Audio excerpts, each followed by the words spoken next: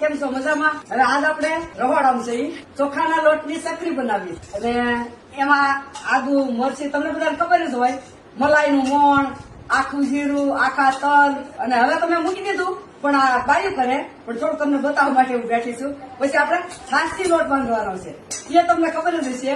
તો હવે આપણે લોટ બાંધીએ પછી સકરી બનાવું. એ બધો મસાલો નાખ્યો ને એ બધો લોટમાં આ રીતે મળી અને મશીન ભરવાનું આવે. આને હંસો કહેવાય, કોઈ મશીન કે અલગ અલગ રીતે બોલાય છે. આ ભર્યું, હાલો ભરાઈ ગયું. હું બતાવું, આમાં સકડી છે અને ફૂલ જેવી ડિઝાઇન છે એટલે એમાંથી આ લોટ બહાર આવશે.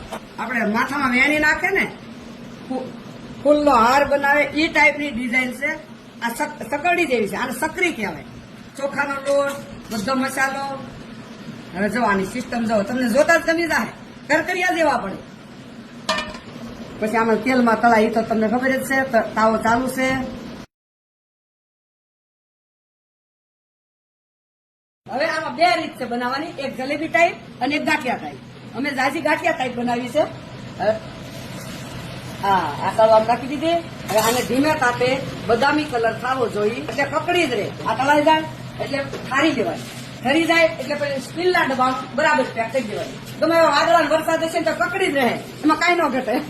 થોડીક ચા બનાવવાની નકરા દૂધની આદુ નાખવાનું એટલે તમારે જમ્યા જેવું થઈ જાય. રેડી? હવે આ થઈ ગઈ તૈયાર સકરી. અને ઘરનું ખાવ, તાજું ખાવ. મન સ્વસ્થ તો તન સ્વસ્થ, તન સ્વસ્થ તો જિંદગી સ્વસ્થ. બસ